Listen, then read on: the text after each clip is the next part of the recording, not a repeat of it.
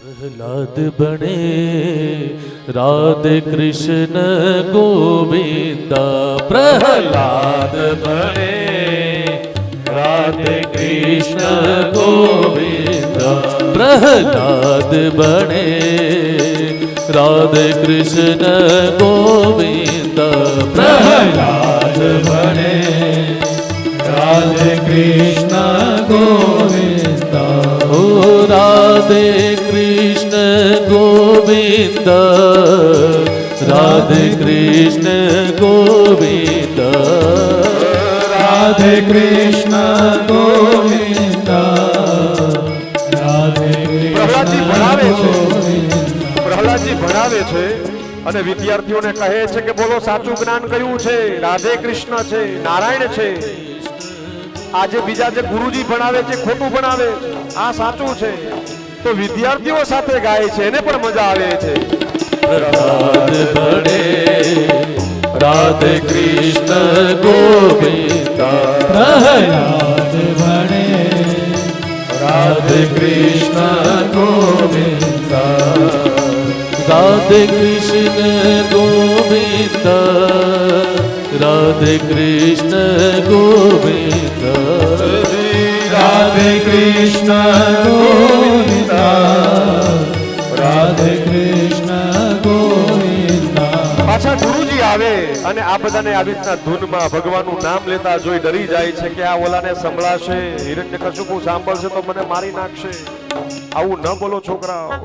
પાછા પ્રહલાદ જાય છે રાજમહેલમાં। પાછા હિરણ્યકશિપુ પૂછે કે શું શીખ્યો તું કહે? ત્યારે પ્રહલાદજી નારાયણનું નામ જ કહે। પાછો એને ક્રોધ આવે છે। હવે એને પોતાનો પુત્ર સારો નથી લાગતો એટલે એને કહે છે કે જાઓ આને મૃત્યુદંડનો આદેશ આપો, આને મારી નાખો। આવું સંતાન મને નથી જોતું। દરેક પ્રકારનું અને દરેક પ્રકારની તકલીફો આપો। ઉપર પર્વત ઉપરથી નીચે પધરાવે છે। ત્યારે પ્રહલાદના મુખમાં એ જ રહે પ્રહલાદ बने राधे कृष्ण गोविंद। प्रहलाद बने राधे कृष्ण गोविंद। દરિયામાં નાખ્યો, ઝેર આપ્યા, જેલ આપી, શું આપ્યું, શું ન કર્યું, ઘણો ત્રાસ આપ્યો। અગ્નિનું વરદાન હતું, એ અગ્નિમાં પણ બેસાડ્યો, એમાં પણ એ બચી ગયા, કારણ કે નારાયણની સાથે હતા।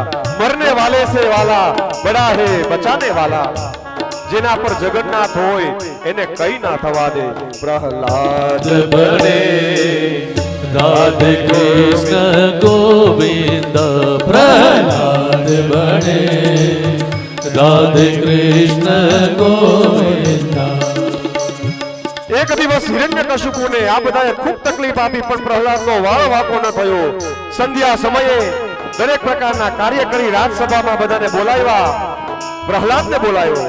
ખૂબ હિરણ્યકશિપુ એક દિવસ રાજસભાની અંદર આ બધી ચર્ચા છે ત્યારે હિરણ્યકશિપુ કહે છે કે પ્રહલાદ હજી કહું છું સમજી જા, તું હજી જાણી લે હું તારો ભગવાન છું, બીજો કોઈ ભગવાન નથી। ત્યારે પ્રહલાદજી કહે ના પિતાજી તમારી વાત આ મિથ્યા છે, નારાયણ ભગવાન છે। ક્યાં છે તારો નારાયણ, તારો વિષ્ણુ ક્યાં છે? જલે વિષ્ણુ સ્થલે વિષ્ણુ, जले विष्णु स्थले विष्णु, વિષ્ણુ પર્વતમસ્તકે,